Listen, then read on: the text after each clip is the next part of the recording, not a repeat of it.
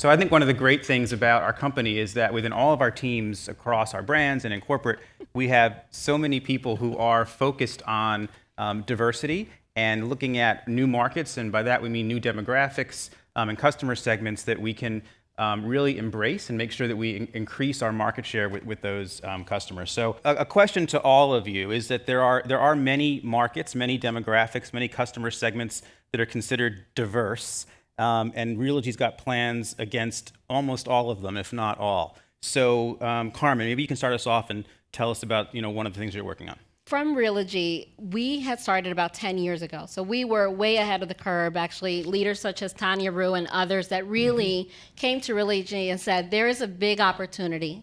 One of the things that we have done is strategically align ourselves with the industry trade associations focused on diversity, such as ARIA, which is the Asian group, NAREP, NAREB, and NAGLREP. So these are all the diverse trade associations out there. They recognize Realogy as the founding partners way before anybody even believed in them. In addition to that, what we also have done is we strategically created an internal focus group with our strategic growth committee. This committee is all the brands inclusive under the One Realogy umbrella to talk about what are some of those challenges that we see in the industry. But even more further than that is what do we do about it from an industry perspective? And it was finding those right alignments both at the national level as well as some of the local level. Last year, 34% of all home buyers were millennials. And there are a ton of millennials who aren't buying. They're renting currently. They're holding off from buying. But what we know about the millennials is that they're getting older, they're taking higher positions, their incomes are increasing, and also at the same time, the market's getting better. So all those renters are going to become first-time home buyers in the near future. So the millennial situation for brokers is a real challenge. You don't have to be a millennial to sell a home to a millennial, but you sure better be able to meet them where they want to be met. ARIA is the Asian Real Estate Association of America. So they have a group called The Edge, and those are the young professionals. Is a perfect alignment with ERA, and actually their current president, national president, is the first millennial ever for the association. When we look at Sotheby's with ARIA, there's a direct connection with the international space. ARIA has been doing trade missions across the country, outside of the country, and they have been actually focused on the global and luxury space as well. And Tim, with Better Homes and Gardens, really has had an alignment with the Latina focus with the National Association of Hispanic Real Estate Professionals, which is NAREP. One of the things that I see when we look at all of the diversity trade groups, they all have initiatives. And the key to it is a vision of prosperity. It could be with ARIA opening up the doorways to global markets and how that relates to inbound foreign investment in your offices. With NAREP, it's the NAREP Wealth Project. One thing that we've been working on heavily over the last few years is really promoting the NAREP Top 250.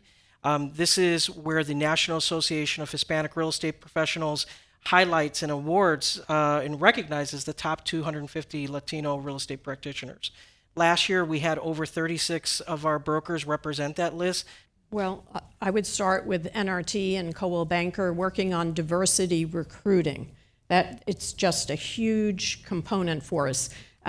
Recruiting has increased. When you read studies across brokers, they're focused on it more. And if we as Realogy are focused on diversity recruiting, that's going to be huge for us. When we recruit companies, when we recruit agents, they already know that inclusion is part of our core values. So it automatically, that is already set in how we recruit agents, how we recruit new broker owners. And we just, we've been selling a franchise. We just brought in our first completely Hispanic office as well.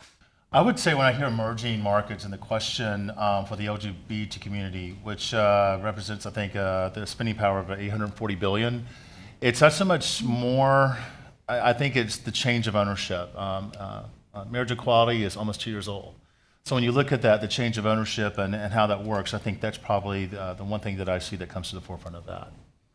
But I think also, too, being at these national and local events, I know personally, I can think of several transactions we've had where it's actually helped be invisible. We really were the leaders, not only with the associations, John, but we actually went out there and we created these mini explore events. For lack of better words, they're a mini conference where we invite the best of our industry within all of the Realogy brands. We partner with the trade associations, and over the years, we've actually been in front of over 4,000 agents and brokers.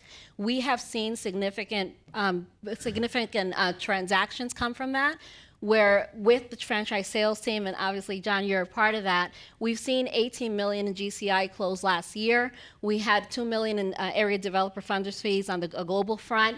So these are initiatives that are actually proving results.